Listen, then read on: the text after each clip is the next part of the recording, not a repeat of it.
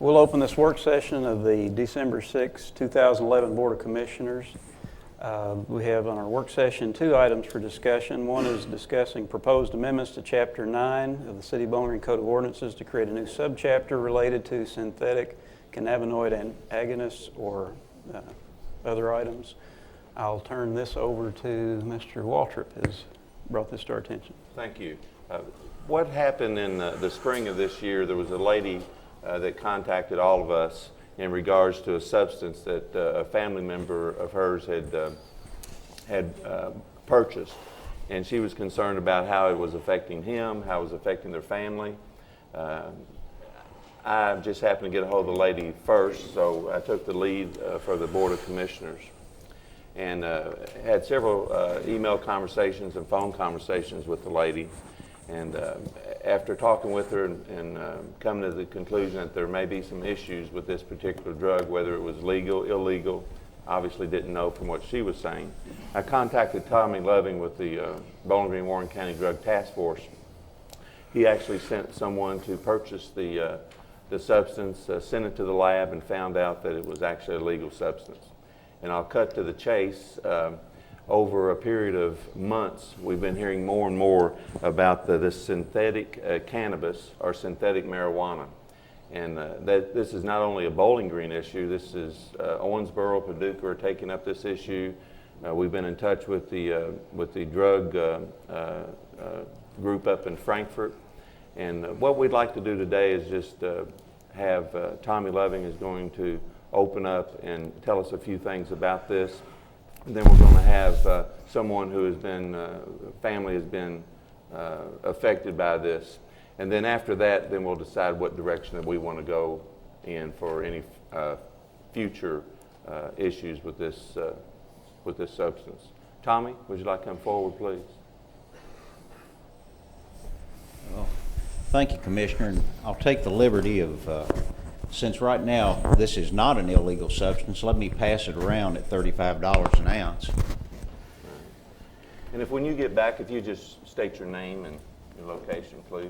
Certainly. And make sure you get that back, whether it's legal or illegal at this point. I'll be watching closely, Commissioner. I'm sorry. I thought that somebody was supposed to put it in my pocket. Tommy Loving, Director of the Bowling Green Warren County Drug Task Force. As you said, you called me and we sent a detective out to purchase this. And we had also started hearing from some of the ER docs that they were at times having as many as 10 people a week come into the ER. And I think I'll let Amy address that personal experience there, but it's very similar with the different reactions people are coming in there having that we thought we better take a look at this. So one of the detectives went out and purchased this substance. As you can see, the lab did test that and they took a minute amount out of it, but you're talking about $35. They sell this at times as potpourri. I don't know. I don't think my wife would go for $35 an ounce for potpourri, so it's basically a ruse. I'd also thank the businesses that are selling this. We've between Amy, ASAP, and the task force have identified 13 different businesses selling this in town, and I have no problem making the statement. They know exactly what they're doing. They're making money off a drug that should be illegal. It has serious consequences, and their concerns for money and not public safety. As we've been told, when this is ingested, it can affect the brain, liver, kidneys, and even cause the lungs to stop working. So we, of course, talked to you, looked and requested an ordinance, and I'm sure you'll explain shortly how we're headed in that. Also talked to Jody Richards about this, and probably explain that there will be he has a bill ready to file. He'll pre-file it either next week or the week after. That will address this statewide. And the reason we're coming to you, be coming to the county, is we don't want to wait till April or May, because we're pretty confident, talking to Jody, talking to the Office of Drug Control Policy, that this law will pass statewide. but even with an emergency clause, we're looking at April or May. We'd like to get this drug out of Warren County, Bowling Green and Warren County, immediately. So with an ordinance, either city or county, I'm hopeful we could accomplish that by the first of the year. And also, just let me interrupt you, what this will do too is bring awareness to people in our community what this substance is, so that if some kids are involved in it, maybe parents or guardians have a little bit more idea of what they're using. I think it will. I think it'll really help that, and to the credit of the media, Debbie Howland here with the Daily News, Channel 13 have run some stories on it, and I think made people much more aware. Now, what I passed around today is called 7H. We went out and purchased another drug recently called Diablo. Well, I've got the lab reports here if you'd care to see them. It's the same chemical compound, just a different name. So without me belaboring the point, I think Amy makes a really powerful case. She and her daughter may be here. I think she's a WKU freshman and in class, and I'm sure we all want her being educated, and they've certainly made an impact around town, making people aware of how bad this stuff is. Might also mention, Amy just shared with me that she will be headed for New York tomorrow to appear on Anderson Cooper Thursday night, or they're going to tape it, about this synthetic drugs. And just the last thing I'd say, this is, I guess, an ever-changing field here. The legislature addressed the K2, the spice, last year by chemical structure. We think in the language that we've submitted to the city and county that was used in the state of Oregon, it's been reviewed by the Office of Drug Control Policy, that we can make a coverall so that we're not having to run back to the legislature or run back in here every 6 months because they changed the chemical structure. So with that, any questions? Joe has one. Yes, sir. Tommy, does it look like from talking to your counterparts across the state that we are going to be taking the lead on this? Are we I think Paducah and Owensboro may actually beat us in this regard, but not by much. So it looks like they're going to address it too, and I'm personally not aware if it's passed there yet or not, but I know they do have the ordinance drafted and whatnot. So I'd like to see us be first, but I can settle for third. Yeah, that's all right. Okay. All right. Amy, would you like to come forward, please, and just... Commissioner, may I ask I'm sorry. May I ask just a couple of questions of Mr. Loving? Sure. Just so that I don't get people out of order. And it may be putting you on the spot, and if you don't want to do it, if you'll submit it to me, and I'll read them and take the liability. Do you have the names of the 12 or 13 places in Bowling Green that currently sell the substance? Yes, sir. I ask for this reason. Working in juvenile delinquency all my life, I've come to understand, and being a parent of a teenager myself, that just like Commissioner Waltrip spoke about, a lot of times parents don't know what to be looking for. And so they may tell their parents they're headed to a particular location to do something, and if the parent had more knowledge about where they were headed, they might head them off from going there. If you would read those 12 to 13 places into the record, I would appreciate it. With the only caveat, we've identified 5 or 6 of these. Amy has identified the others and shared that with me, and she can tell you what they did to do it. But Canarney Liquors, Smiths Grove Travel Center, the Lava Lounge, the Hookah Lounge, that's where we bought ours, Jumping Jacks, Tobacco America, T-Mart, Raceway on Scottsville Road, Lost River Liquors, Easy Liquors, 231 Market and Liquor Store, and Red Barn Liquors. And so some of those places are just gas stations, what most people would think is common gas stations.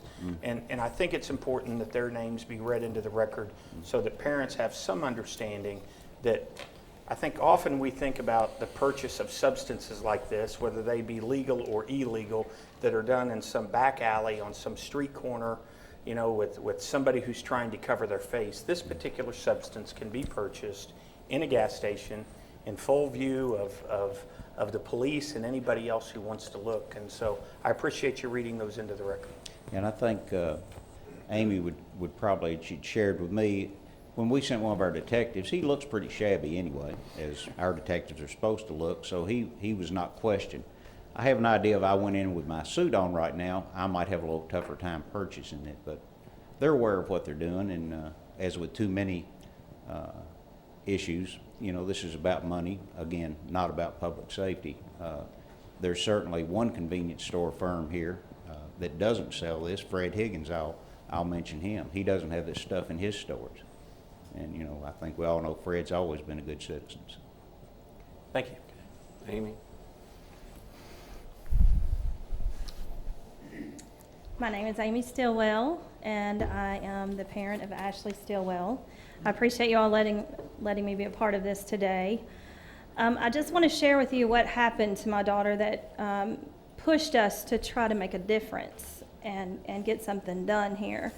On August 21st, she and some friends were getting together before they all started college. It was on a Sunday afternoon, and about 6 o'clock, I started trying to call her, and I couldn't get her. For about 2.5, 3 hours, I continued to try to call her, and I still couldn't get her. And about 9 o'clock, I finally got a hold of her, and she sounded very sleepy, just not, you know, told me she left her phone in her car. I said, you need to come home now. So she calls me back about 20 minutes later, and of course, as a mom, I'm aggravated with her, and I said to my younger daughter, take the phone to your dad. So she did. I hear him say, you smoked what? So I jump up. She had called us to come get her. So we go to get her. At this time, it's, you know, 9:15-ish, 9:30. She was lethargic acting when we got to her. She rode home with my husband, and I drove her car home. When I got to her, though, I asked her, I said, what did you do? And she said, I did 7H. Well, where did you get it? The hookah bar. I didn't know what a hookah bar was. I didn't know what 7H was. Had no idea. So I have a friend who is on the sheriff's department. I called him and asked him what this stuff was, and he was trying to get the information for me as I was driving home. We get Ashley home, and we put her in the shower, and she fell, hit her head. I thought, okay, well, my friend is still on the phone with me, and he said, you know, you might want to take her to the emergency room. And I thought, no, you know, I think she'll be okay. I take her in her bedroom, help her put her clothes on, and she just kind of laid back. Well, I start talking to her, and she's not responding to me. I mean, I got this close to her face and shook her, literally, Ashley, wake up. And she finally started coming around. I thought, no, we're going to the emergency room. So we go, and I had the triage nurse come out and get her because I wanted her to see how she was. So we go in. You know, she kept complaining of her chest hurting. My chest hurts, I can't breathe, I'm cold, and she was obviously, she was vomiting. So they take her in, they do an EKG and tell her that her heart is fine, she just needs to calm down. They didn't make us wait very long. I'm very, very thankful for that. We go back to see the doctor, and the first thing I said was, I want her drug tested. I want urine, I want blood, I want it all. Well, they did that. Nothing showed up, because I was convinced that something else had been given to her other than whatever this 7H stuff was. So the doctor comes in and he tells me this, and he said, I'm going to be really honest with you. We don't know a great deal about this, and I've called poison control, and so really the only thing we can do is give her fluids and give her medication to keep her from being so sick.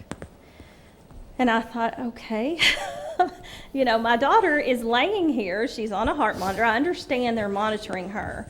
But, you know, when you have to scream at your child to get them to respond to you, something's wrong. I mean, this is crazy. We get home about 4:30, I guess.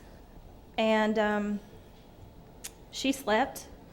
And I'm sorry she couldn't be here today, but she is working because I'd love for her to tell you her side. But She didn't tell me until Tuesday of that week that she could hear everything that was going on around her. She said, I could hear it, but Mom, I couldn't move. I couldn't move my arms, I couldn't move my legs, I couldn't do anything. She said they poured water on my head, they picked up the couch that I was sitting on and tried to get me to fall off of it. She said they kept saying, your mom's calling, you better wake up, that kind of stuff.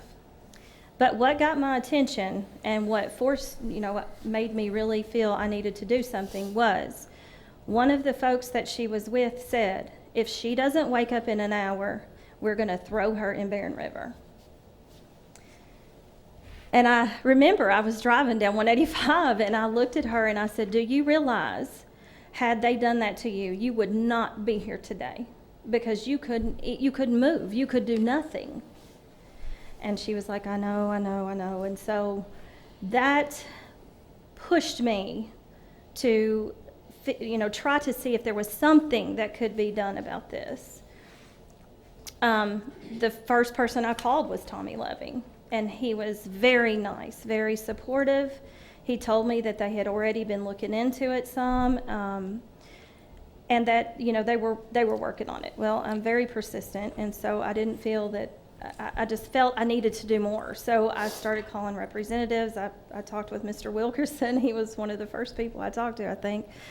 But I ended up joining with Save Our Kids Coalition.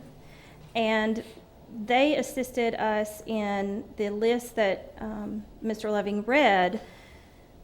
We put a little task force together. We had a list. We had a list of, identify the store, identify if it's visible or if it's behind the counter, how much is it, and what are the names of all the different kinds of the herbal incense are they selling. This stuff has numerous names.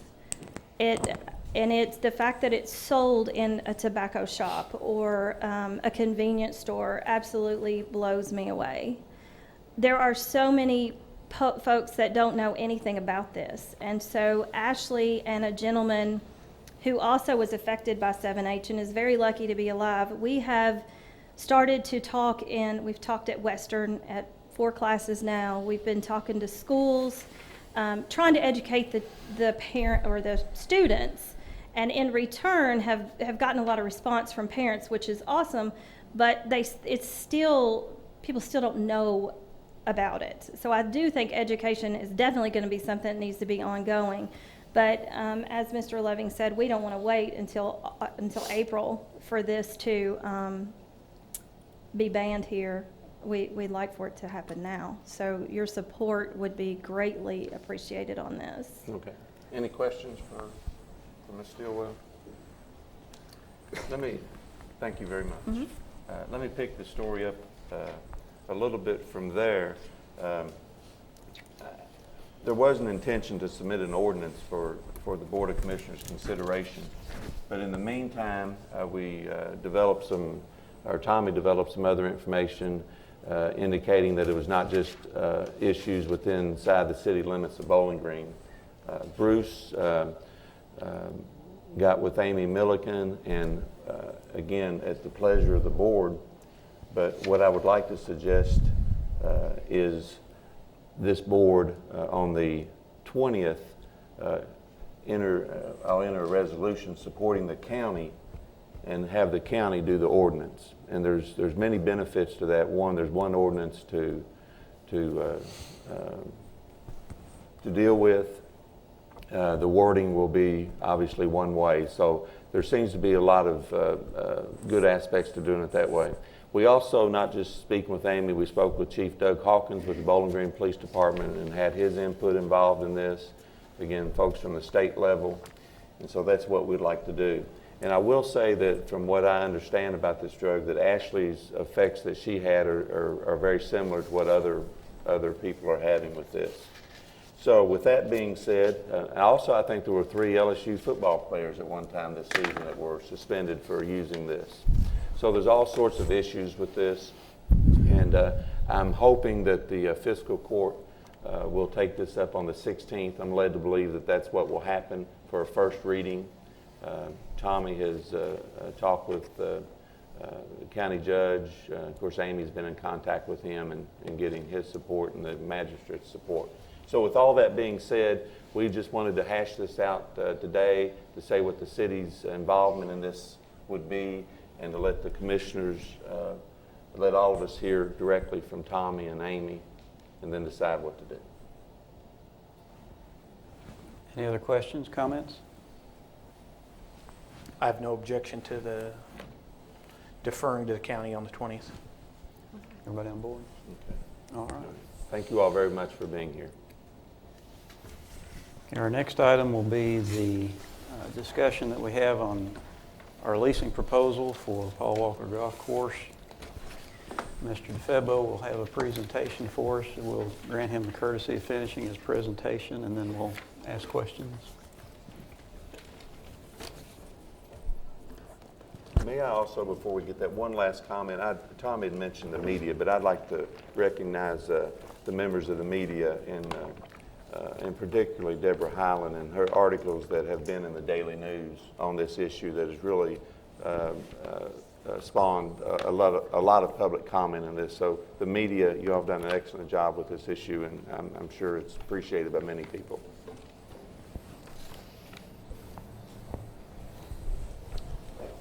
Good afternoon. Can you all hear me okay? Hopefully you have before you a packet of information concerning the possible privatization of through a request for proposals of one or more golf courses in the city, that being Paul Walker and or Riverview. In the packet should be the PowerPoint I'm going to present, a draft RFP, financial information put together about all the golf courses, Mr. Greg Gary's request or letter of interest, the park board's recommendation, as well as some ancillary information. I will be the main presenter, but other people will be answering questions, that being Katie, Gene Harmon, Jeff Meisel, possibly Bob Jeffers, and Ernie Gubis. I think all across America, anybody who's involved with golf, whether that's public or private, is asking the question, how can we make golf courses more profitable? Because what's happening is that many golf courses are under stress, whether they be private or public courses. This has become a fairly significant issue within the golf industry, and there's been a lot of study allocated to that. And there's been a number of solutions suggested, for example, going out to an RFP, closing golf courses, privatizing them, privately managing them, and this is cuts across both public and private issues. Even here in Bowling Green, the issue is significant both on the private level and on the public level. And it goes back, as far as I'm told, since the opening of Crosswinds back in 1990, when people had questions about how much public golf should we have. Recently, there was a request, unsolicited request, given to the city by Mr. Greg Gary to entertain the idea of leasing and privatizing the Paul Walker Golf Course.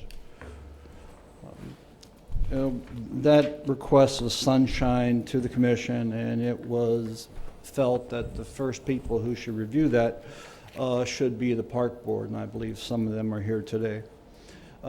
It's important to realize that it was the park board's job, and its only job was to look at the Greg Gary proposal. It was not designed to be study all the overall needs of the golf system, the golf division, the impacts or alternatives.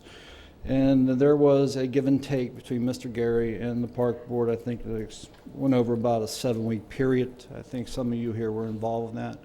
And the park board in your packet, delivered a written statement, and its first feeling was that they believed that Mr. Gary's proposal to privatize may not be compatible with Park and Rec's mission to be a service provider. I think that's an accurate representation of their opinion.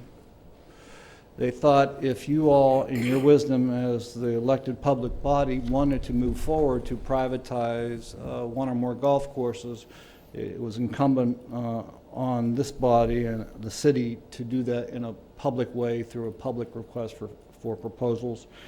Gene supported that by way of opinion.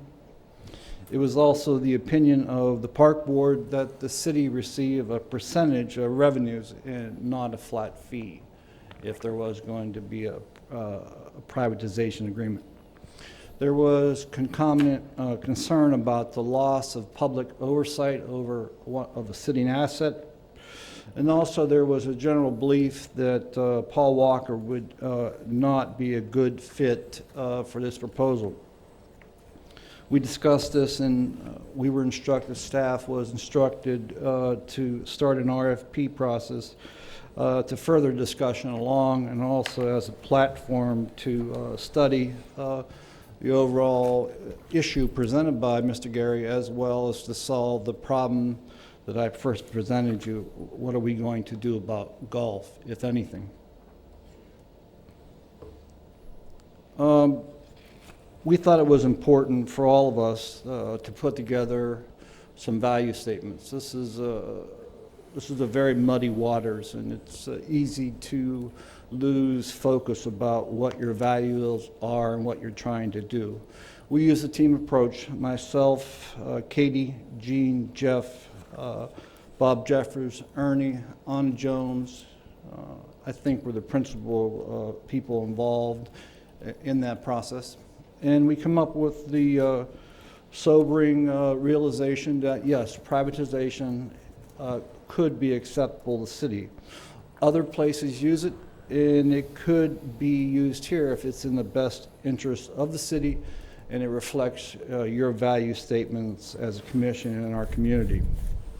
Second, an RFP should be written to meet the city's golf issues, not just one problem or request. We don't want to be here again a couple years later asking what are we going to do about another golf course. We wanted to put this issue as best as possible to conclusion. We felt for transparency that the RFP must be publicly bid and disseminated. But you need to go out and get interest from other people. We felt an RFP should be written to try to achieve that critical balance between the private sector respondents' need to make a profit, as well as the public's need for reasonable control and oversight. As you will find, that is probably the central issue of the RFP. Any RFP should take into consideration the impacts on other courses. This is not a neutral process.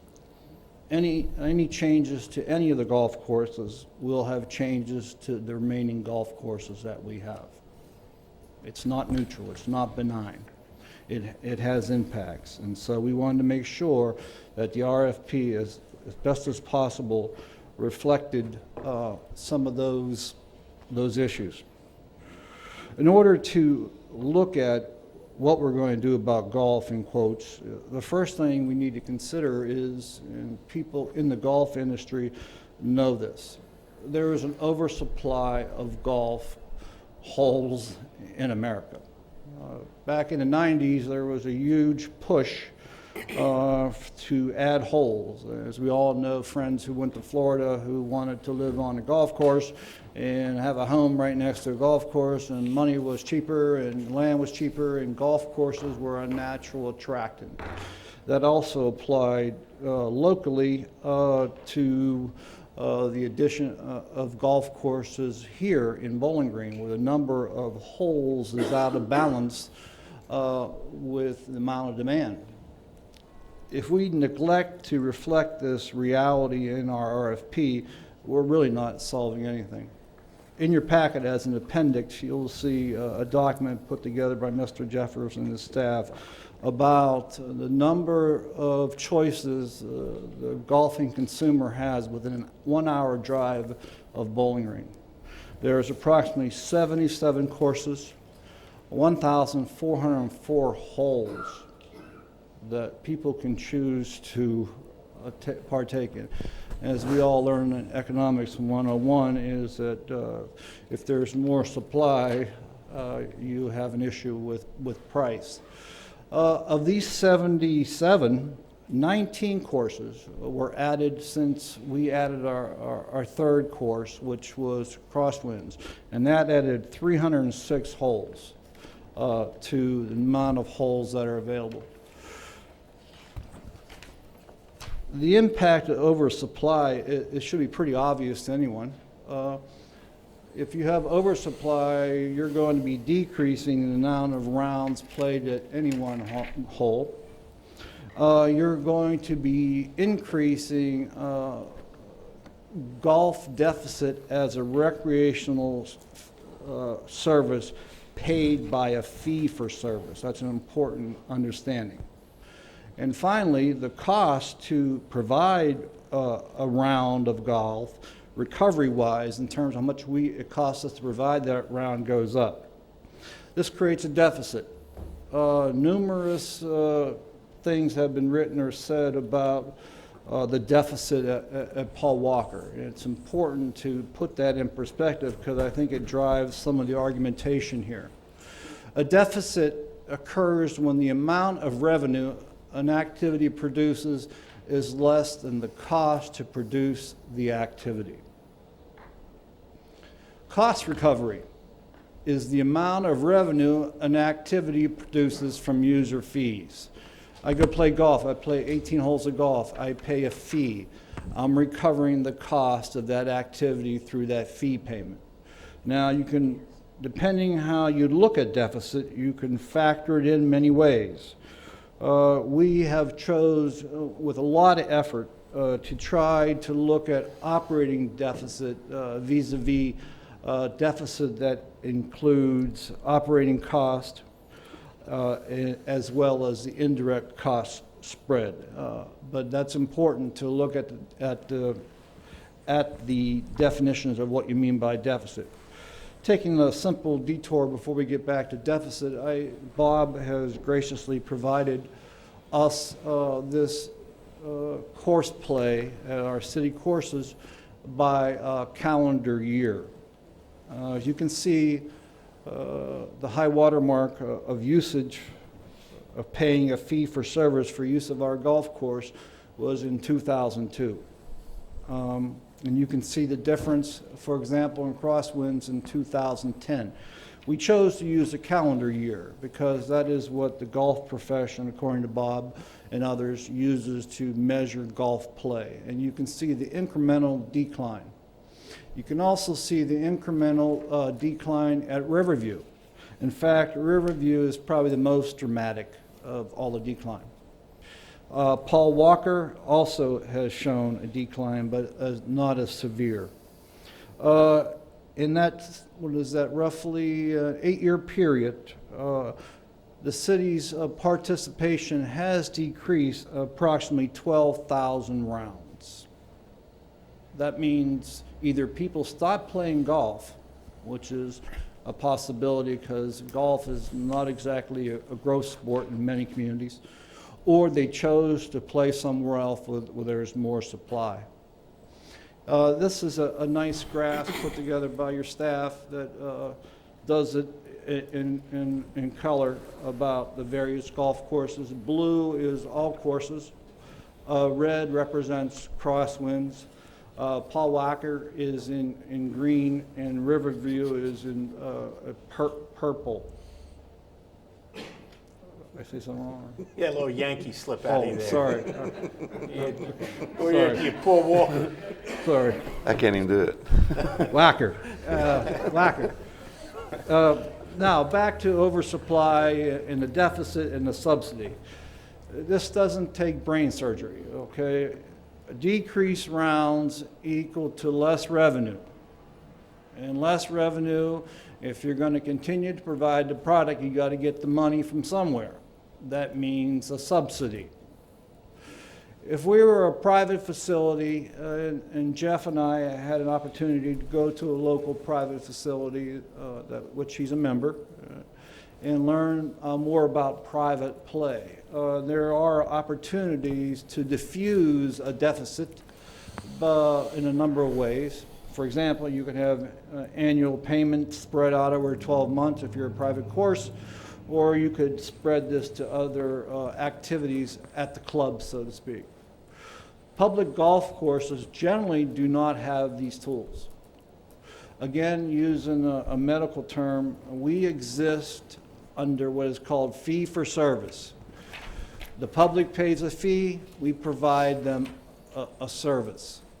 And generally, we don't have any other services, other revenue sources other than maybe some sales of equipment and things at the clubhouse to help reduce that. It's important understanding. We laid this foundation for you because, again, there's been a lot of discussion that Paul Walker is running this terrible deficit. A lot of discussion about Paul Walker's deficit. And I guess we wanted to determine, is the deficit of Paul Walker the primary reason we are seeking to privatize or consider privatizing? Is it the highest of all city courses? And is that true or not true? And in what perspective? One big question that's been asked of your staff is to look at golf as a recreational activity and to compare that recreational activity in terms of two benchmarks. One is cost recovery. How much fee for service do people pay to use that activity? And the second is general fund subsidy. Ernie Gubis is the architect of this chart, as he should be. And as you can see, there's some interesting information provided here.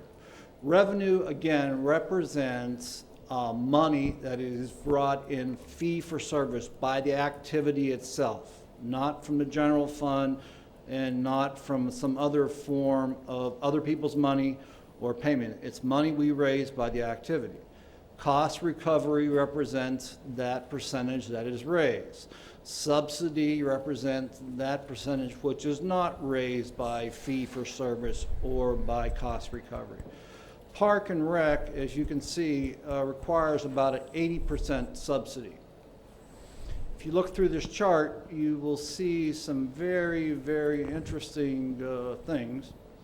We present this information for you all in two ways. On this chart, we did not include debt service, and I will explain later why that is difficult. On another chart in your packet, you have encumbered inside the number debt as we know it. But you can see, even in, for example, at the cemetery, we pay roughly 6 out of every $10 for a burial. And in soccer, we pay 97% of all that activity. Parker Bennett, which we're very proud of, we provide a good bit of subsidy there. Special Pops, which is Ernie will tonight tell you about the great award we received. We subsidize that at 89%. Depending on your value perspective, subsidy may or may not be a bad word. Some will look at it as the cost of providing services reflecting our value as a community and not necessarily a deduct. Depends on your values and on your perspectives. If you look at aquatics, it's a negative 20. It means we're making some money. But if you add debt, the picture changes and becomes roughly equal to the total deficit of golf. Here is your deficit, not what has been said to be true, but this is what the numbers show. This was put together by one person and verified by two others. So we wanted to make sure that we had accuracy in that. As you can see, the average subsidy of all courses was $132,000. And you can see that the average subsidy for Paul Walker, purported to be very high, was $56,000 a year. Now, you have to understand that debt is not in here, nor is capital or indirect personnel costs. And there are very good reasons for that, and I will get to those shortly. The city golf course, cost recovery. Remember the fee for service? We're supposed to pay for golf because it's a specialized service. If you go to Paul Walker, you pay, the average golfer there pays 83% of the cost of that service. At Riverview, he only pays 62%. At Crosswinds, 80% he pays. If you look at as on the reverse, the subsidy is the lowest at Paul Walker and the highest at Riverview. Then we put together, again, for your benefit, an average so that 1 year would not spike the statistics. And you can see there the average for all the golf courses was 75.4, 24.6 for subsidy. Not much different, in fact, somewhat better than others. Why is this subsidy discussion important? Well, as I just showed you, 80% of all park and rec services are supported by our value statements from the general fund to provide those services. About 80% of all of park and rec. Of that, golf only takes, even including its debt, which is the highest at Riverview, only takes about 40% subsidy because we pay 60% of the bills through the golfers themselves. We were asked to look at one particular parameter, that being the water park, and versus golf. And here it's approximately equivalent. Golf and park is about equal. The average cost recovery at Paul Walker, the amount of money that we get from the golfer himself, the amount of money is the highest of all the golf courses. And the subsidy is the lowest. Just the opposite of the facts that have maybe been purported to be true. You also understand that if we're looking at wanting to privatize, there's one course that stands out, and it's certainly not Paul Walker. The one course that stands out is Riverview. Riverview has the lowest average cost recovery, 62%, and the highest average subsidy of 38%. Some would say 62 is pretty good. When the debt is added in, which is about 68 grand a year, the cost recovery falls to about 53%, and the average subsidy increases to 47%. Now, how do you deal with capital investment? Some courses have it, some recreational activities have it or don't have it. You go back to Economics 101 and the concept of sunk cost or sunk investment. At some time of the history of all the courses, somebody, us, made capital investments in each one of those courses. Depending on when they were made, they either can be reflected on the books now as debt, oh bad, or paid off and forgotten or sunk and from years before. Let's take Riverview. Riverview has a yearly mortgage of about $68,000, Jeff, a year. But Walker, as some of us who study the history there, has been the beneficiary of scores of years of investment. Most recently, we just renovated the clubhouse. And that's not shown as any kind of debt, but it is an investment. It is a capital. So if you really want to factor in capital, You need to go back to the start of each course and try to equalize the sunk investments vis-a-vis the active investments. We could do that, but it would probably take an actuarial, or certainly more time than we had. We chose to try to identify where we knew debt existed and to go with what we thought was more valid, which was operating deficit and cost recovery. What you may or may not know is that at our course, 2 of our 9-hole courses, we have what are called indirect costs. We have a golf division. We have administrative leadership of that division. We have services that are spread among various parts of the division. And these are called indirect costs. These costs do not necessarily reflect the actual percentage of time allocated by each person to each course. This isn't something new since 2006. It's been something that has been done as an accounting practice since the opening of Crosswinds.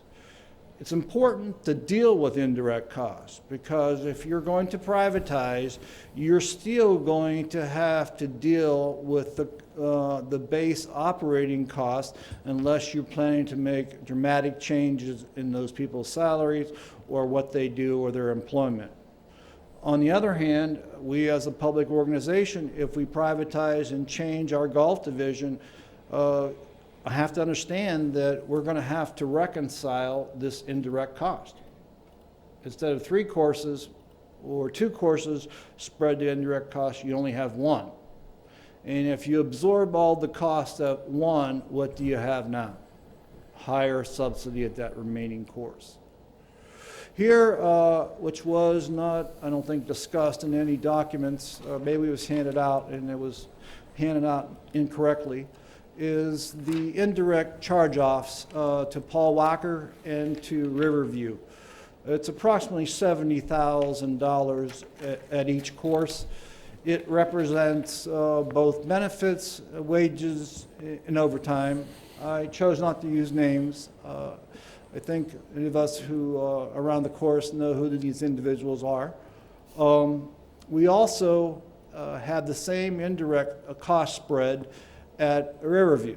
This issue was never discussed and left orphaned to be handled later. It can't be left to be handled later. It has to be handled now, and we have to make decisions about that. We also have the direct allocation of a golf professional, 50% at Walker and 50% at Riverview. It was, I think, identified to you as an indirect cost. Actually, it's a direct cost. And these, again, do not necessarily reflect that this particular individual spends 50-50. It could be 49-51. So just, it's more an accounting function. Based on what we thought our mission was, we wanted you, first of all, to have all the information. We felt that you were not getting all the information, at least initially, and that's no one's fault, because we were just responding to one response, one inquiry. However, if you're going to do fixed golf, and if you accept the principle that there are linkages and impacts between golf course and action taken at one, you have to reflect this in the RFP. We did that and made some assumptions. I handed out to you tonight a list of questions that came to me today in preparation for this, trying to think, how could I possibly make it easier to understand this raft of information? So you have some of the questions there. So Gene, as I said, as our city attorney, wrote the RFP, and we had much discussion. We felt that it must be, it legally had to be advertised in the widest possible market as was appropriate. The second issue was we didn't want to write an RFP where no private respondent says, I'm not responding to this. This is all geared to the city. We spent numerous hours trying to balance what we thought was righteous between the city's need for control and the leasee's right to use the asset. Interesting enough, many of those balances were found in either golf industry leases that we were able to find on the net, and more interestingly, from our own convention center agreement, in which we have a lease there with a private company. And many or some of the protections found in that lease are also found in this. If you saw the facts, the real problem is Riverview. We thought it would be irresponsible for us not to at least put Riverview or both as an option. If we're here to fix golf, reduce the subsidy, yeah, Riverview must be addressed. We agree wholeheartedly with the park board's recommendation that some form of revenue sharing be done. However, we allowed, if you want to, different forms of payment, one of which is that, another is to use a trigger, and the third is to use what is called a flat fee. If the RFP is awarded, it should be based on the amount of money. We should be getting something for doing this. This is our asset. We have sunk cost in that asset. We have created that asset. The public has paid for that asset, and we should get some payment for use of that asset. We should also be judging who would be privatizing one or both or none of our courses based on experience and a plan to do proposed capital improvements. That was one of the initial attractions. We felt 10 years was an appropriate lease term because anything other than that, if you had to defease debt from a private side, it wouldn't allow much time to defease that debt. We didn't write this RFP as if once we wrote it, it was always going to be in private hands. It's a fool's errand because, as we know, if golf courses are imperiled, doesn't mean that this can't become imperiled too in private hands. So we wrote it to protect protect the city in case of default. Beer sales would be continued to be allowed at Riverview if that is included in the RFP, but it would be taken from the city's name, obviously, into the private leasee. As much as we don't want to, we want to keep as many of our employees working. I know you all sweated blood when we had to lay people off, and we got most of them back.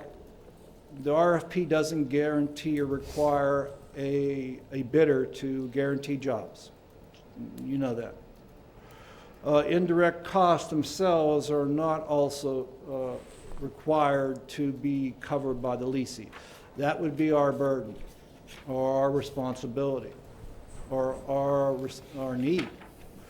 We, based on long deliberation with our insurance carrier and our risk manager, felt that we needed a minimum of $3 million liability insurance. Some could say that it's too high. The city requires 5 in other areas. We thought, David, and he's here tonight if you have questions about his judgment on this, we felt $3 million was the reasonable quote-unquote amount. This is our asset. We felt that we had the reasonable right to inspect the premises, and we had a reasonable right to expect it to be kept up to certain standards. What are those standards? I asked Bob and his staff to put together the standards that they strive to maintain the golf courses now. So we're not creating a separate gold standard that is unachievable for any private person. We felt that the city must approve all capital improvements over $5,000. Bless you. Again, this is what we have at the convention center. And also metaphorically, if you let somebody borrow your truck and they want to change it and repaint it and soup it all up, you want to make sure that you check off any changes that the person makes to your asset. 'Cause after all they're doing is using it. Parking would be shared under some agreement with the leasee at Walker. The outstanding debt at Riverview would remain the responsibility of the city. Well, it's pretty simple. The real deficit is not what you see. The real deficit, and Kate can explain that if you have a question, is significantly higher because we don't cover our debt, let alone our operating costs at Riverview. So it would be kind of unreasonable to expect any private bidder to eat that debt for us. But we would look at, for example, if we looked at other options for Riverview to try to get some of that debt covered through other ways. Surety and performance bond. Gene's our lawyer. It was his recommendation that if someone says they're going to do something on the course and we made a judgment that to give them the RFP based on that, what indemnification do we have? We're also said that we're given a bid based on X amount of money we're supposed to receive. We do not want to be in court just to get our check, so to speak. There's other considerations. Again, the seminal point I think that your staff wants to get across is any unbundling from public golf will have impacts on cities. This is a normative statement. This is not that unbundling is bad or unbundling is good. But unbundling, getting out of the golf business in any way will have some impacts on what we do in the golf division. For example, if you privatize Paul Walker, you will significantly impact the city's other courses. The course you will most significantly impact is Riverview. If the golf course is losing the most amount of money and has the lowest amount of play, and we create a competitor who has the ability to use price, product, location, asset freely, you can expect that our deficit will increase, if not put Riverview out of business. Again, we do not have to be in the public golf business. Many cities aren't. But if we're going to do this, we need to do it and do it wisely.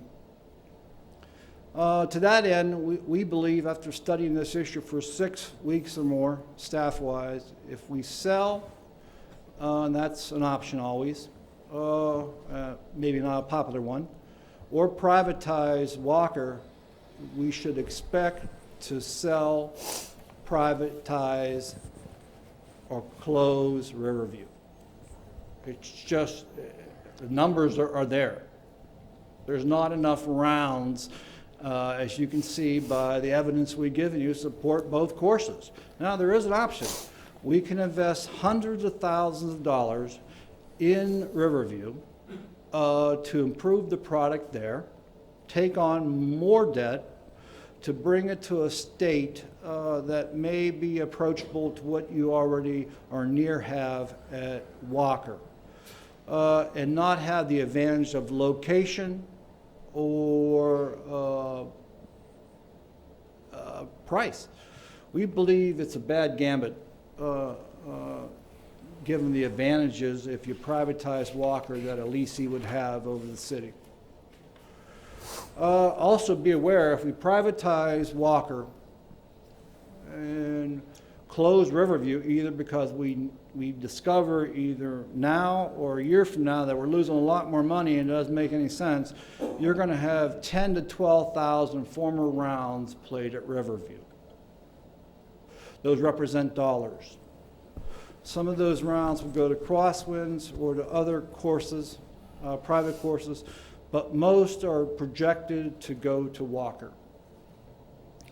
This could be fine if this is what you want to do, as long as there's some gross revenue formula negotiated at Walker. It just wouldn't make sense from a general business perspective to put oneself out of business and give the revenue to the party that could put you out of business. It just doesn't make sense.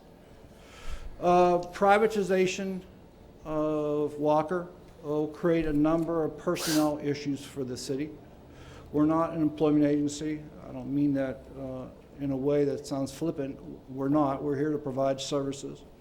But don't be deluded that if we privatize Riverview also, or close or sell or reorganize or restructure, you are essentially going to have to restructure the golf division. That is from severe restructuring to some restructuring. This is one of the hard realities of privatization that isn't talked about too much in the discussion to date. There's other options. A private lease is not the only way to reduce the deficit. If our hunt is to get the deficit down, some cities, and we've spent many hours studying these management contracts, even places like Henderson, Owensboro, a number of cities have attempted to privatize their golf management, and some have done it successfully. But oftentimes what happens is it creates conflict over the public versus private control. Thus, another option, and the one that I do not recommend, nor does Ernie or any of us on our team, but if the issue is about being perpetually stuck in some balance between reasonable public and private control, the best way to do it is get out of the 9-hole golf business and use the money to make Crosswinds a world-class facility. And that makes moot the whole issue of control. Okay, you're either half in or half out. Another option that is possible would have the city, for example, choose to close Riverview sometime in the future, reuse it for a variety of recreational purposes, because after all, we still have the debt, and continue to operate Paul Walker ourselves.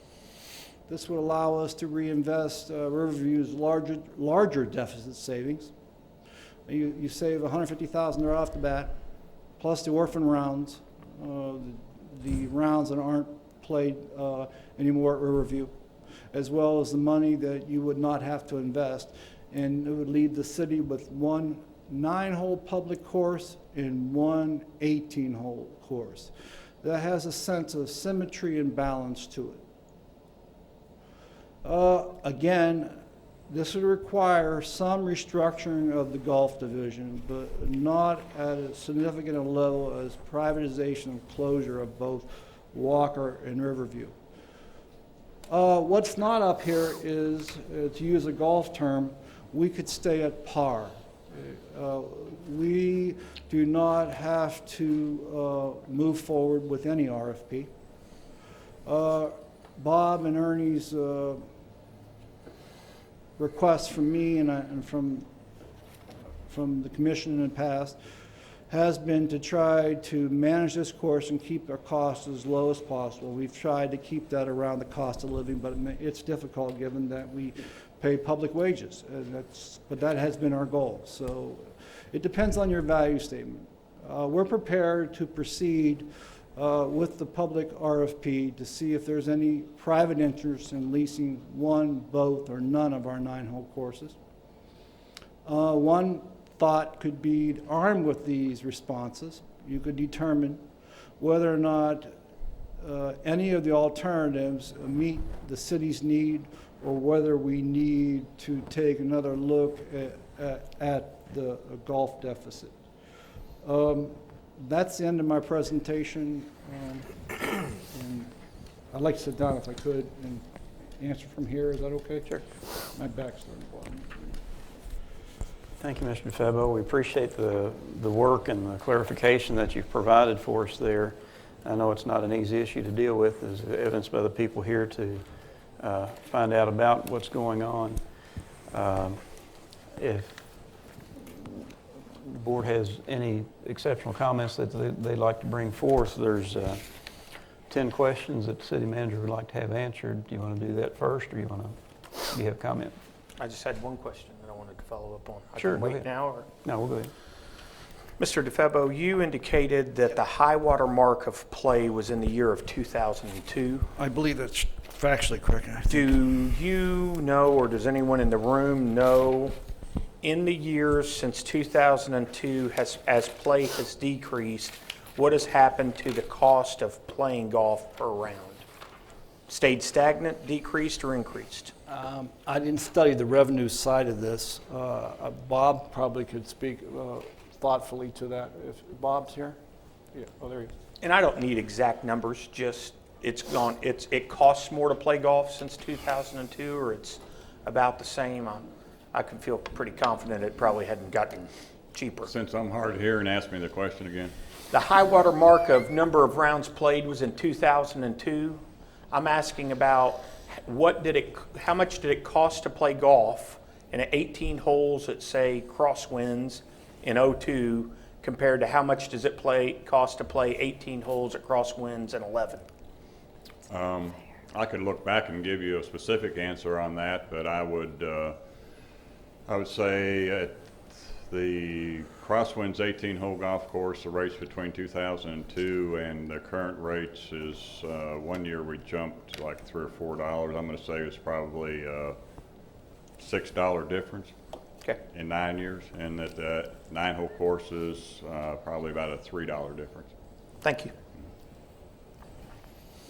As we begin our discussion, I think probably the most telling item and what you brought to our attention was the facts that rounds have decreased over the last 20 years by, if I counted correctly, 17,000 Yep. rounds. That's sometimes there are ebbs and flows in what you do, and sometimes you have to adjust. Like we didn't even have a soccer park back in the 80s, but we built it now. It's probably the most used one out there. Is that not correct, Ernie? Right next to the skate park, right, Ernie? I knew you'd get it in somewhere. Well, Mr. DeFebo's asked for 10 answers to 10 specific issues, and they may lead us to some other discussion, but if you don't mind, we will take them in the order that you've presented. And the first question is, would you require the private bidder to bid on either one of the two golf courses or both of them together? Correct. Make it that if you want to bid, you got to take our good golf course and our bad golf course, not just a good golf course. Do I have any comments from the board? Hearing, go ahead. I'm not interested in exploring a private bidder. Okay. I know that's not on there. Well, it's the first half of the question, I understand. I don't know what We to knew do. that going in. I don't know what to do about that when I'm given 4 answers and one of them isn't mine, but, We get to that question later. okay. Based on the non-response, I would presume that all of those options are available. Yes, they're in the RFP. One or the other or both. We didn't mandate that the private respondent bid on both, but we could amend that to require that to be done. That will greatly reduce the field of people who will probably bid. But from a righteousness point of view, the greatest deficit, as you can see, is Riverview. Why not, if we're going to solve the problem, not include that? That's where the real problem is. And that's nobody's fault. It's decrease of play. We have a great staff. I've played at Riverview, and they do a great job with the product there. It's just that there's too much oversupply. Look at the chart of all the golf courses. It's amazing. I was shocked. Question number 2 is, would we consider selling any of them? I'd like to take that off the table right now. I don't think any of us are interested in selling any of the city parks. The only response I'd have to that is that if we were forced into a corner that we had to, of the 3 golf courses that we have, and I don't know whether we're talking about selling or closing. I know the question Selling. is selling, but I think Do we get to closing later in your questions? I broke it down incrementally. I Have should you read- not looked ahead? I should read ahead.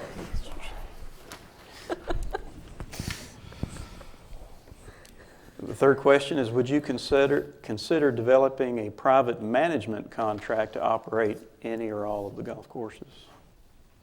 And a management contract is different than a lease. Yes, management contract is they work for us for a fee, all right? We pay them, Gene, and, you know, it has an impact on our employees, but they are private employees, and that's a possibility. A number of cities are doing that, but I said as it affects employees, plus there's the issue of how much control. Is that not what we do at the convention center, is a management contract? Well, it's called a management contract, but it's a little bit different. We don't actually pay them. They keep all the revenues, and they pay us a percentage of the revenues they collect. We don't actually cut them a check. They collect everything, and again, and then they send back, we're at 12% right now of gross revenue, like a 12% of gross revenue they return to us. Probably, if I'm guessing at numbers, probably most of the RFPs you see out there may be management type where they actually pay. I'm not sure what the status of Henderson is. I know Owensboro several months ago went out on RFPs to manage. I think they received 3, 4, 5 responses, evaluate them, and decided not to pursue. Because I think they looked at it and said, we're running deficits now. This only increases our deficits because now we're paying somebody to operate the courses. So they backed off and did nothing. Mr. Meisel? We took a stab, I don't know if you recall, some of you may have been here, we took a stab at a management contract at the pool about 4 or 5 years ago. And we ran into, Ernie can speak probably volumes on it, but we ran into several problems there with the control. We had trouble with employee versus contract labor issues with holdings, and like I said, maybe we got a hold of a bad company, but it was not a good experience. So. Did you have a question? Well, as you already know, I some time back expressed my concern about us selling Paul Walker Golf Course, and I talked with Greg about it, and as I mentioned before, if there's anybody in the world that could do something not only with a golf course, but in any other business, Greg Gary can do it. I have all the confidence in the world in Greg Gary, but I just don't. I guess the thing that bothers me most is that it would appear, and correct me if I'm wrong, that if we lease our golf course, then that leased golf course, even though it's still ours, is competing with the other golf courses that we own, as well as others that are out there somewhere, which I can't help about those, but it puts us in a position that we're competing against ourselves, and we don't do that. As an example, convention centers. Anybody brings a proposal in here to us pertaining to a hotel and convention center, we put certain restrictions on them that they do not compete with our own convention center. So that's just my thoughts. But, I guess we could take a look at every department we've got and come up with a conclusion that we're probably losing money on it. We're in a service industry. I mean, that is what Bowling Green is all about, and other cities, is that we are here to provide a service to the citizens of the community. We have new people come into this community and they want wrestling programs or dancing studios, if there's enough people out there, then we have a responsibility to provide that service. But I think that's the main thing we need to keep in mind, is that we provide services, and some services we provide, we don't get no money back on it. Policemen, firemen, public works people, they do their job, they do it well, and we don't make any money on those respective jobs. Okay, getting back to question number 3, is a private management contract one of the options we want to consider in the RFP as opposed to a lease? You're not interested in take that one off the table for the management contract? The 4th question has to do with considering closing a course and repurpose it for other recreational activities. Yes, sir. I would consider both A and B. Which is one of either of the 2 9-hole golf courses. That's correct. That's possibly Walker only or possibly Riverview only. One of the things that I've talked about for a couple of different years is I think golf is down nationwide. I think in a poor economy it becomes even more difficult to afford golf. But I also think that in certain areas, certain municipalities, golf is down lower because we do not have adequate junior golf programs or facilities for juniors to play in. The reason that soccer has boomed in Bowling Green is because we built a location for people to go and play soccer. I'm going to mention it again, but we have more skateboarders today than we did 4 years ago because there's a place for them to do that. There's really not a place for junior golfers to feel comfortable. Not that anybody intentionally makes them feel uncomfortable at the other 9-hole courses, but sometimes they don't feel comfortable because they're priced out of the game. Sometimes they don't feel comfortable because their pace of play is considerably slower than adults, and they feel like they have adults who are constantly encouraging them to hurry or hitting into them or whatever the case may be. One of the options, one of the things that I've talked about with Walker for some time is to keep it as a golf facility, but alter it in some way that it becomes a practice training facility that would include in some way some type of driving range. You would keep 4 to 6, I don't know exactly how many holes, but it would encourage junior golfers to be able to come out and play. It would be a reduced rate because there would be less holes that they would be playing.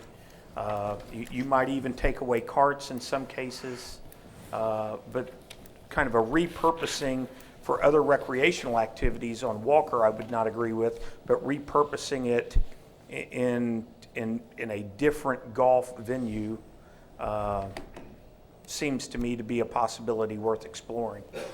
I've had multiple conversations with multiple people. The driving range may not be a possibility because the way that it sits close to residential houses and things, but I think there's something that we can do there that not only solves a portion of the problem in 2011, but solves a portion of the problem going forward as to where do our golfers come from.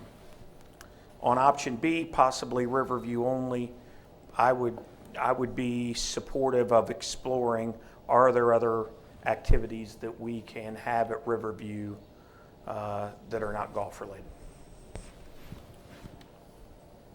I like or in these possibilities, the possibility of Riverview only, but not Walker. And although what Slim said about developing more of a junior golf program does have seems like it is a good idea to use the existing Walker golf course and not changing it as dramatically, or not changing it, but have a junior golf program somehow. I think that's an excellent idea, but I would not be in favor of closing Walker, and I would Riverview. Okay. I think. Lucille? I'd agree with that, but I'd also like to thank the staff at all the golf courses. They do a great job of tournaments for young people in the summer. My son has played in those, and when he comes back, he says you all have made him feel like professionals. So thank you for that. And at all the courses, he has had nothing but compliments on how you all have treated him as a young person. So thank you. All right. Sir? Do you have anything? No. Okay, if I get the consensus correct, consider B and Walker for a junior program if it's available. Okay. And please don't misunderstand me. I'm not looking exclusively for juniors. I understand. But I think modifying the course in some way that juniors would, it would be set up more for juniors or people that are new to the game regardless of their age. If I could add a point, Jeff and I are both golfers. He's much better than me. We both said that we started on either par threes or executive par three courses.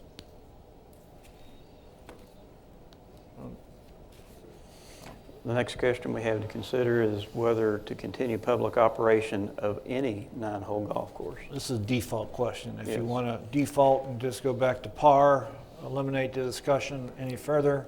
I think question 4 pretty much covered that one for Okay. us. Would you consider closing Riverview and continue to operate Paul Walker and Crosswinds by the city and its staff? Yes. Yes. And obviously that yes means, well, it's kind of superseded by number C if you're going to actually consider an RFP.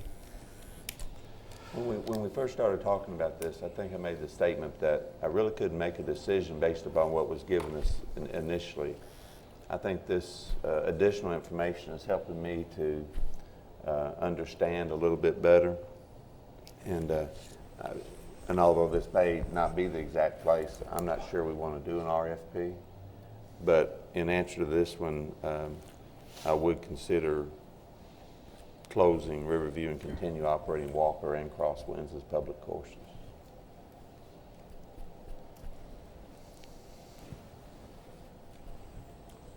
Well, that was, I think, yours and Slim's opinion from the beginning, was it not? Right. Yeah. I think, Is that correct? I hadn't moved much on this. You never do. Mayor, Yes, sir. I think that we have got to have, and it may fall in line with what Billy just stated, our city, the size that we are, we need to have at least one 9-hole golf course. Now, of course, we make the decision which one that is, but it looks like everything is favoring Walker over Hobson. But the city of Bowling Green needs an 18-hole golf course and definitely a 9-hole golf course. Well, go ahead. I'm still concerned. I am definitely in favor of looking at closing Riverview and keeping a 9-hole course. All the comments I have received from citizens, though, want us to get out of the business at Walker. So I'm still in favor of possibly issuing RFPs. Well, They are we are, going to proceed then, or are we still up in the air about it? Can we do number 8, please? Well, that's where we are, yes, sir. Oh, okay. I mean, that's not the question that we're at, but that's the question I'm asking. I mean, I know we started with 2 probably no's anyway, and have ended up in that location is pretty much a definite no. And if we're not going to consider it any further, then I don't want to take up anyone's time if we're not going to. no, the key to me is Hobson versus Walker, and it would appear that Walker overshadows and has the potential more so than Hobson. But again, I say we need at least one 9-hole golf course. I think we're all in agreement with that. It's just whether or not the city is going to operate it or if we're going to go out for proposals. If we do go out for proposals, we need to go through the rest of the questions. If we do go out for proposals, that gives us the greater options and the greater opportunities to either save money or address it, but that doesn't mean that we accept anything. But I want to be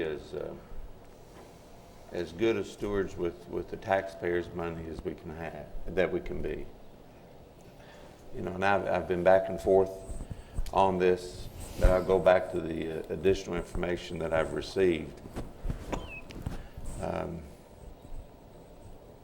Maybe it's an approach, and I think Kevin alluded to it, that it would take some time to close Riverview. I think, again, some more information there.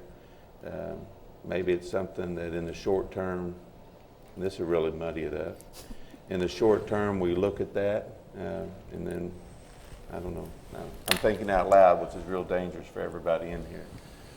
But you think about in a couple of years, if this strategy doesn't work, you do something else. I'm not quite sure it all has to be done in one fatal swoop. I don't think I follow what you're saying there. I didn't think you would. I'm not sure I follow what I just said, to be honest with you. I'm saying that in the answer to number 8, Can you read out loud? Or? yes, if city could develop strategy to eliminate deficit at Paul Walker and execute a plan of capital improvements, would you consider halting privatization of Walker? And the answer to that, quite simply, seems to me that yes. But I have to throw the part in there that I do want to save money, and I know that all of us in the room, taxpayers and staff, everybody wants to make sure we use our dollars the best that we can, but I agree with Joe about, at least for now, having a 9-hole golf course and an 18-hole golf course. And this is obviously is a difficult decision. We're setting policy or potentially setting policy for the long term. And I'm saying now with the information I've received about Riverview and the possibility of maybe closing that, getting the extra rounds being played at Crosswinds or Walker, eliminating some of the subsidy that we do pay to our golf program, I think that may be the compromise that we do now. If it doesn't work, you come back, whoever's sitting in these seats a couple of years from now, maybe they change their mind and say that didn't work, and you go back and you try to privatize or lease Walker. Didn't help any, did it? Sort of, but probe there, Bruce. Probe. yeah. Okay. Go ahead. Since I'm new at this, legally, if we go for RFPs, do we have to accept one? No, ma'am. Language is in the RFP that we can reject everything. So even though it would be a lot of time and effort on the city, we could receive those and kind of weigh out our options financially, what's best for the city. Yeah, just because you seek proposals does not mean you have to accept proposals. Well, we're at, yes, sir. Mr. City Manager. Yes, sir.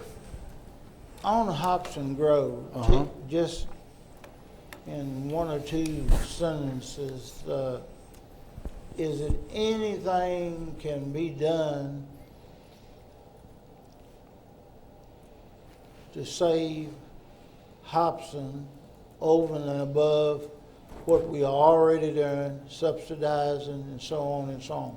In other words, if we keep Hobson, it's our baby, along with the laws of rounds and money going out to pay for it, right? I'm glad you're asking this question. I think Bob is prepared to answer this question also. If you privatize Paul Walker, it's only a matter of time before you will have to close Riverview or Hobson Grove. It just, I'm not, Bob, you agree? Without a major investment. Yeah, without a major investment. Then you have debt, major investment. Then you're still going to have the issue of location, price competition, and all these other kind of things. What I'd like to do, if it's okay with you all, is do number 8 and do the RFP and let us compete, because I think there's a strategy for us to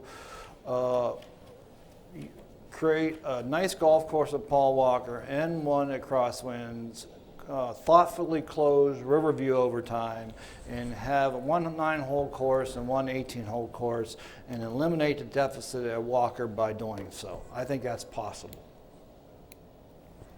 Brent, say that one more time. I think it is possible. We have a deficit at Walker. Now, when you talked about number 8, you talked about issuing an RFP.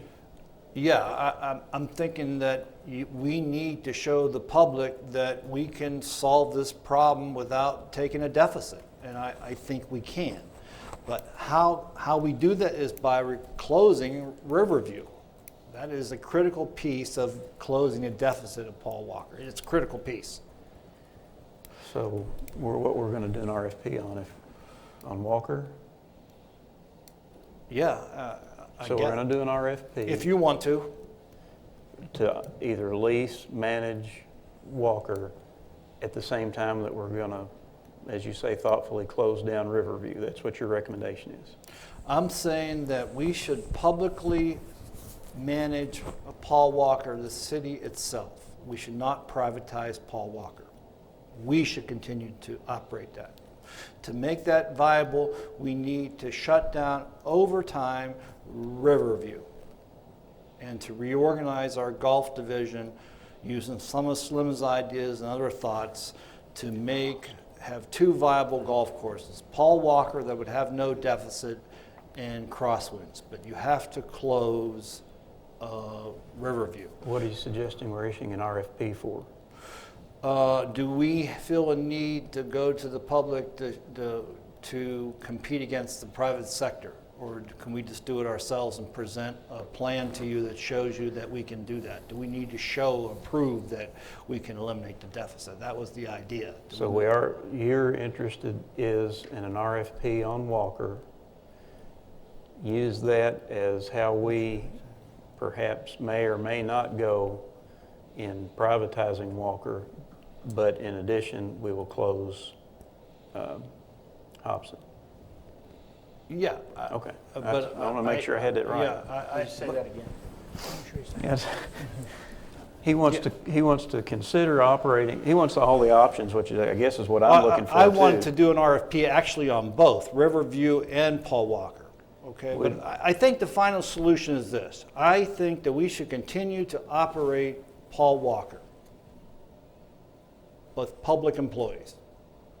Now, in order to do that, we got to say to the public, we can do that without deficit, right? That's Linda's saying.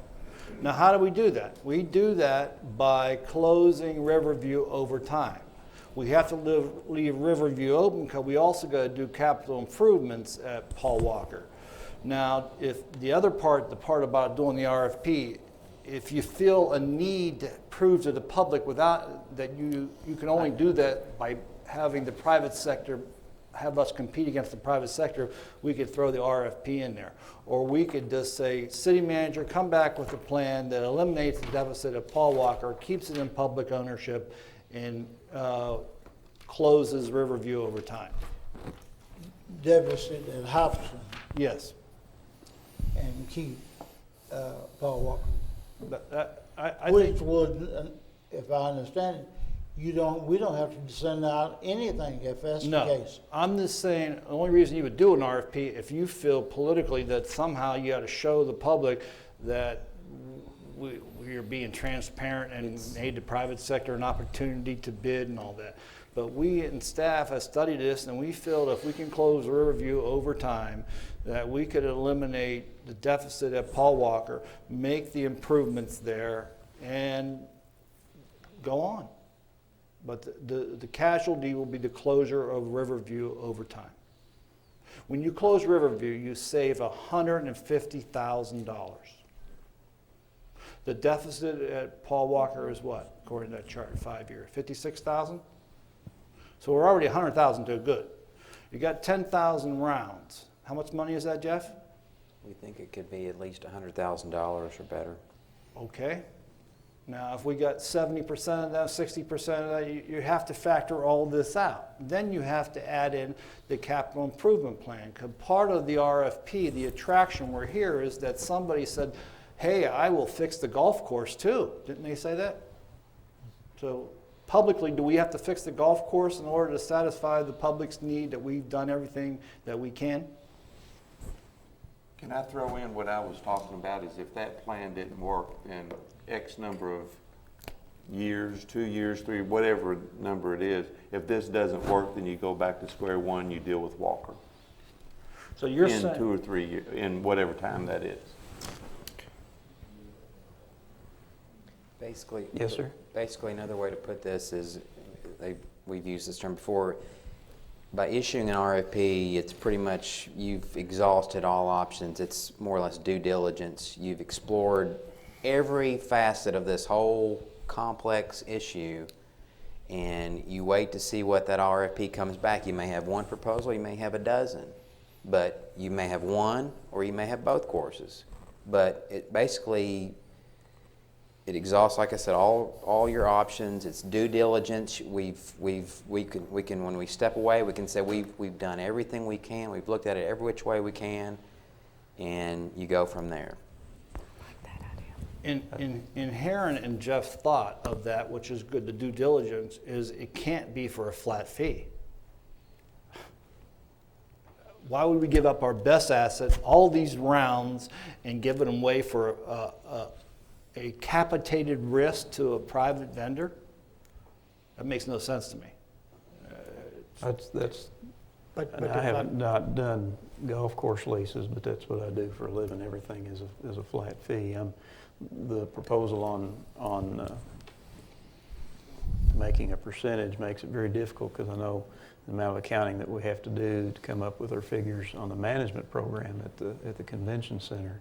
Well, the RFP is drafted, basically gives an option, flat fee, percentage, or a combination of both. Could be a flat fee within some kind of a percentage based upon exceeding $100,000 in gross revenue. There's 1,000 ways they could propose, but let me go back, could maybe come back from the opposite end of this too, because I'm not sitting up here and I don't want to interpret what you are saying, but you're right, we can go out on RFP and not accept, but at the same time, if I'm reading up here and there's not interest in doing, people are going to have to spend time and money coming up with these proposals, staff time to review the proposals, advertising, people taking the time to do this.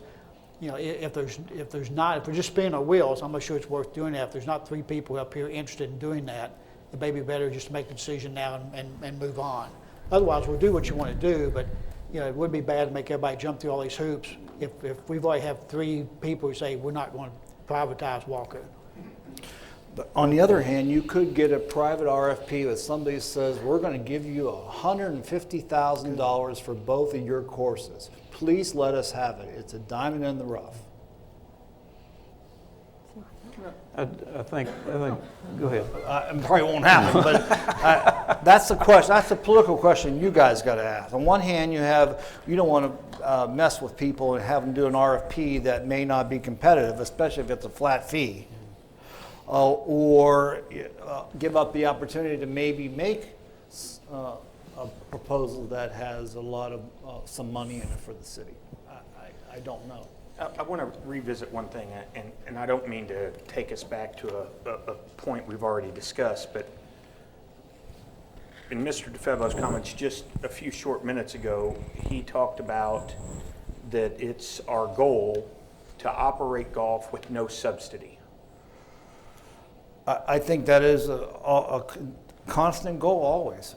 I think that's... And when you looked up to the commission, I saw one person in Commissioner Hill who was nodding yes.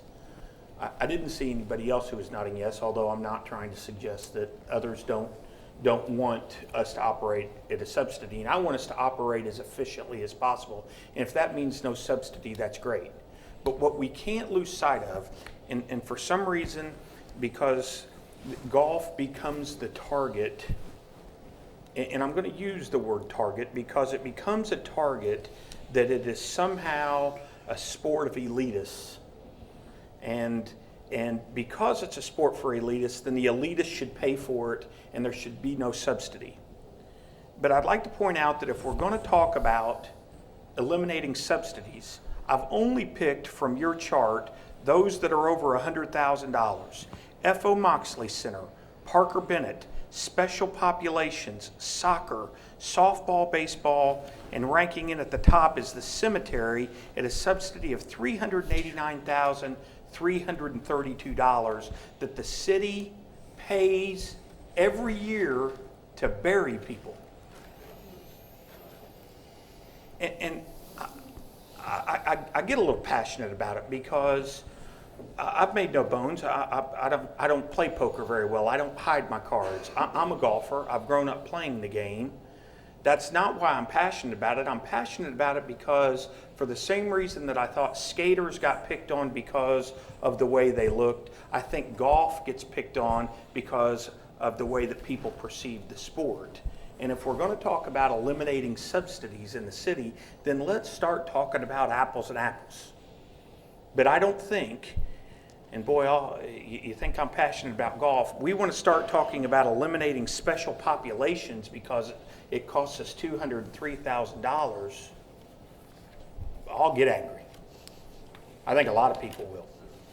So let's not lose sight of the fact over and over and over again that, at least in my opinion, and I believe at least some segment of the population agrees with me, that it is government's responsibility to provide a service. And services come at a cost. Whether it's golf or special populations or burying people at Fairview Cemetery. It comes at a cost. It's why people pay taxes. Nobody likes to pay taxes, but everybody does, and in return for paying taxes, they expect a service. In some cases, that's golf. In some cases, it's burying people. In some cases, it's a road that takes you to and from the grocery store. But I think it's unfair, even though we're specifically talking about golf, to make the statement that we want to operate without a subsidy and pick on one sport or one program that the city offers. I misspoke. I don't think you misspoke. I'm not criticizing anybody. I'm just trying to be clear. I think we can eliminate the deficit at Walker. There's no doubt. We're always going to have, depending on weather, play, et cetera, some minor deficit or a deficit at Crosswinds. We thought that was value acceptable. What we thought was hemorrhaging was Riverview. It is. It's hemorrhaging. And there's no way to fix it unless you're going to invest a lot of money. Then there's no way out. I think the question on the table at this point is, are we going to, I think we're all on agreement that Hobson is closing in a transitional sense.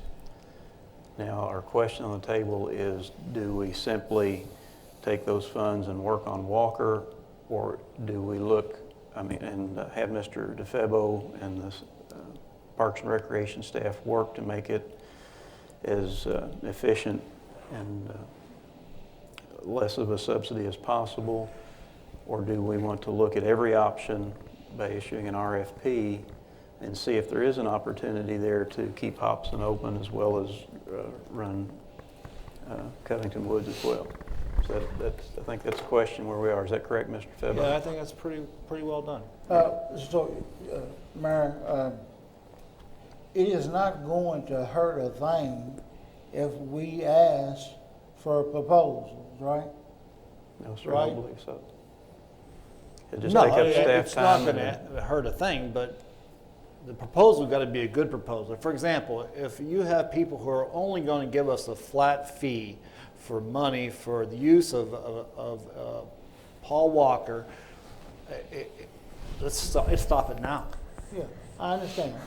I'm just trying to clear my mind is the fact that if we ask for a proposal and we're asking for one proposal on Walker and Hobson And or. It hasn't hurt a thing. We're gonna make a decision as to what we want. Let's do that. And maybe that person will give $150 million for both, and we'll meet him on the road halfway. Then at the same time, maybe we're playing against ourselves. We would like to, as a public company, present an option ourselves. Sure. That's what we'd like to do. Present an option ourselves. That we would close Riverview, we would come up with different synergies for Paul Walker, different management structure in the future, it's up to you. The question is, do you do an RFP or not of RFP? Do you wait for us to present a plan to see if it's any good, or do you say we got to play every option and we have to go out to an RFP? That's a political question. I don't know. I think I'm looking at everybody and I'm getting nods that we want to look at every option, that we ought not to eliminate the opportunity for an RFP because we don't know what somebody may or may not bid, or for one or both golf courses there may be an option to resurrect that Hobson Grove as well. In the same manner, I'm of the opinion that the RFP needs to be as flexible as possible because we don't know what options there are available out there. And there may be an opportunity that none of us have been smart enough to think of that somebody who wants to present something to us would work. So are we all on board with that? Yes, sir. Okay, so we're going to go out to an RFP that's as we have it written, and then staff is also going to do some due diligence to come up with some ideas also as an alternative. Yes. Is that acceptable, or? I would agree, and I'd just like to respond to what Slim said as far as these other subsidies. I've made a note in this notebook to definitely look at these during budget time. I mean, I think we're not doing the citizens justice if we don't look at ways to reduce all subsidies. So I agree, it may look like we're picking on golf right now, and I don't want that at all. No, it's only because this proposal was Right. brought to our attention. I understand that. Yes. I just don't want to, the majority of the people who've contacted me have contacted me in support of golf. They have. But I have received some. I received a tweet during the meeting said, sell the course. What I can tell you, it came into my phone, Katie, before you throw some kind of legal language at me. You disclosed it, so it's public record now. Go That's ahead. right. But what I just think that I just want an apples to apples kind of comparison, and that's it. But I wasn't trying to say we should start slashing and burn. Look, nobody moves to Bowling Green, Kentucky because we cut services. Nobody. There isn't anybody out there in America, there isn't any industry who says, man, I'm going to Bowling Green. They cut services better than anybody else. That's not what causes people to move to a community or to enjoy living in a community. And people pay taxes for a reason. They pay taxes in the expectation that they're going to receive services. What that means is that sometimes things need a subsidy in order to be able to operate. That's all I'm trying to say. I know we've gone quite long, but The only other thing that hasn't been mentioned, and it has to do with obviously a timetable. I can't imagine employees, staff, and obviously people that are interested in this issue. What will the timetable be? This needs to, and I don't want to hurry anything, obviously, but it needs to be put to rest as soon as we can. Another week or less, we get Six out. to 6 weeks, publicly There's advertised. people, you've got the RFP, here's people final. We may have a couple of things to clean up, make sure all the attachments and exhibits are, we have all the information we need, but I think it's pretty well ready to go. Yeah, we need a minimum of 7 days to advertise, and then about a 30-day. Yeah, I think we look at probably closer to 30, because if we want competition, if you want this to get out and be distributed and get people to get proposals, 7 days really cuts it really short. And we're looking at, what, 21 to 30 days Yeah. to get people time to respond? And what I just said about the employees, that's on everyone's mind here. I think I just interrupted and spoke it first, but we're mindful of that as an issue. And But regardless of what the RFP comes out, we're going to entertain, at least review whatever comes in, is to be as open and I think I'm for keeping Paul Walker and keeping Crosswinds in the public domain. I think we could close, I'm going to use a different term than Slim. I think we can increase the cost recovery. How's that? So instead of deficit, the deficit. I think we can increase the cost recovery at Paul Walker and do a better job of putting money into crosswinds. We do. And it fits the basic thesis of the whole presentation that we have oversupply. I understand. Yeah, but we've been talking about alternatives ourselves, but we don't know if there's going to be an RFP out there where a guy comes in and says, look, I'll take it all for $200,000, hire all your employees, do everything, blah, blah, blah, blah. It might be, I don't know that. Well, I know we've run quite long here. It's 10 minutes till 6, but I didn't want to close the meeting unless if someone had something that they felt that we needed to know or wanted to bring to our attention, I'd invite them to the microphone so that we could make sure we heard everyone had something to speak. Yes, sir. Come right up to the microphone. Please give us your name and address. That comment. Would you give us your name and address, please? Rogers Powell. Yes, sir. Live here in Bowling Green, Cumberland Trace area, and I play golf 4 or 5 times a week. And I just, everything's been answered pretty much that I was going to comment on. And I have to say that Mr. Nash brought out the points that I had made note of about not, don't just look at golf. I mean, some of these fellows here, obviously the ones at work, I hate that for them. But they didn't all show up, but we have quite a few fellows that I consider senior citizens, they're older fellows, and I just was hoping we wouldn't have to be kind of put on the back burner. It seems like we are quite a bit, but we just don't want to get priced out of where we can play some golf. I mean, I retired 42 years and was moved to Bowling Green, and I thought, man, I'm going to play golf from now on, but it's going to be a lot harder. It's going to be a lot harder, and I hate to see that. I mean, not for just me, but there's some guys that, like me, that and it's going to really make it hard on us if we have to drive to Franklin or if we have to try to, Anyway, I mean, that was just my remarks. Everything else was answered. Mr. Denning answered a couple of my questions about, wanting to keep a 9-hole course open, and the deficit thing was really, we just didn't want it to all be related to golf, and there's some that's in a whole lot worse shape than we are, even if we continued the way it is right now. It's not as bad as some of the others. Thank you for your time. Thank you, Mr. Powell. Would there be anyone else? Can I make a final comment? Yes. I just want to thank Bob Jeffers and his staff. This was extremely difficult to ask a person to give you information that could impact you personally, and he handled himself with great professionalism, as did his whole staff, and Anna and Ernie, and we looked at it as a team approach, and it was nice to have that. Thank you for all of you being here. Dr. Little, would you like to come up? Yes, please. Am I going to amen at the end of it? I'm Alton Little. I'm on the Parks Board, and I live in Bowling Green. There's 2 things I'd like to say. Number 1 is I dislike the word deficit, because we're not dealing with a deficit. We're dealing with making a budget to operate the departments of the city of Bowling Green. And that budget goes for the services that are provided by whichever the department is. And you're not operating at a deficit. You're paying for services, regardless of the department. And I think that what we need to do is to recognize that, and Slim, I agree with what you said. Don't just pick on golf. Well, now don't just pick on recreation either, because you make a budget for every department.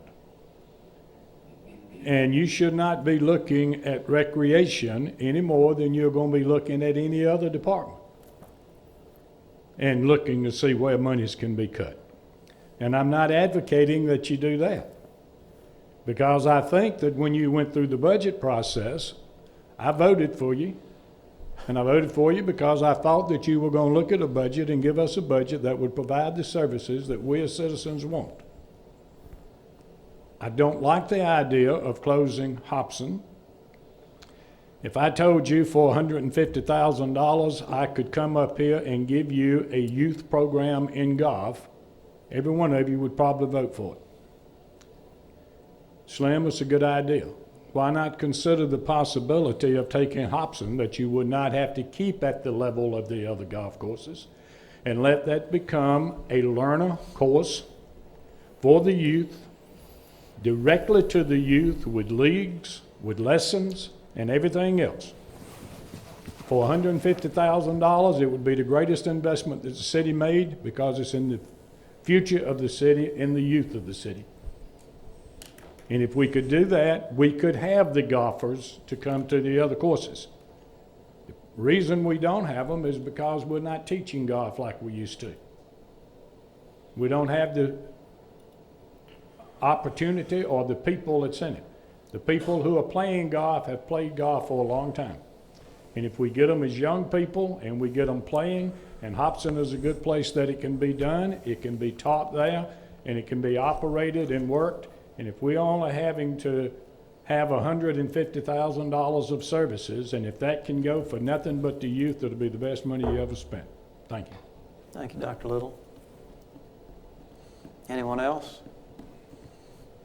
Mr. Gary?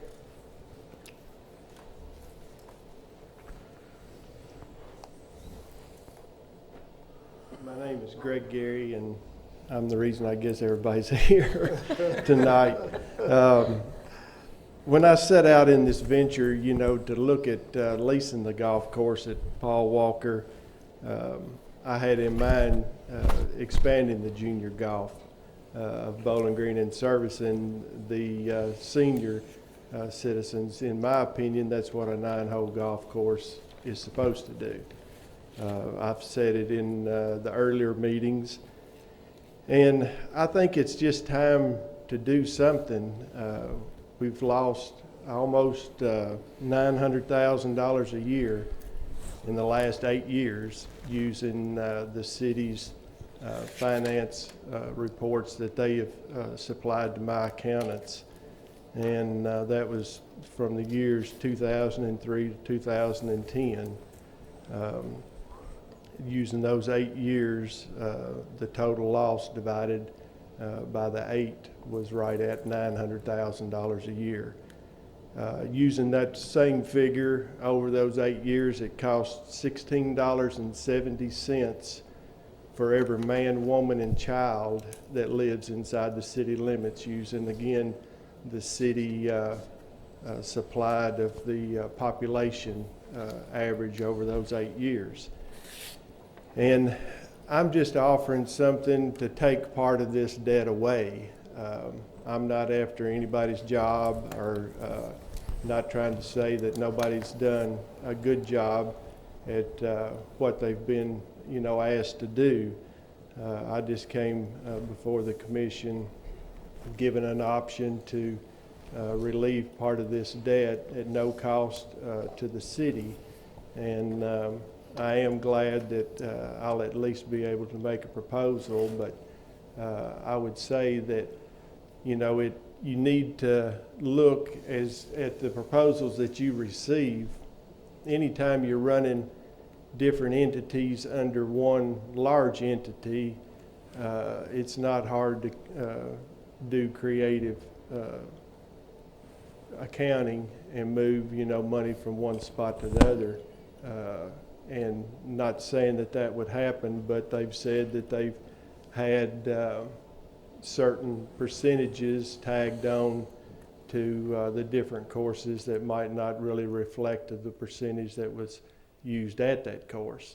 And I mean, the numbers kind of stand for what they stand off of the ones that I'd gotten for the last 4 years. There was right at a $300,000 deficit at Walker, which represents about $75,000 a year.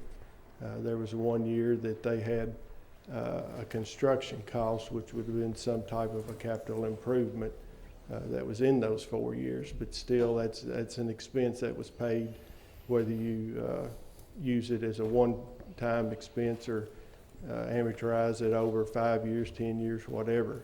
It's still a cost to the taxpayers.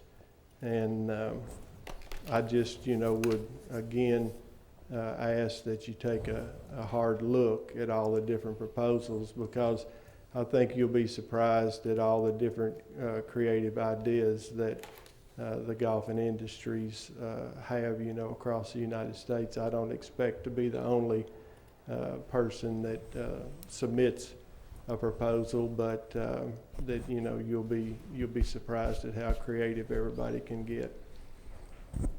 Thanks. Thank you, Mr. Gary. Thank you for initiating the conversation in the first place. Any other comments? If not, we'll close this meeting and reopen at 7 o'clock for our regular session. Thank you for coming.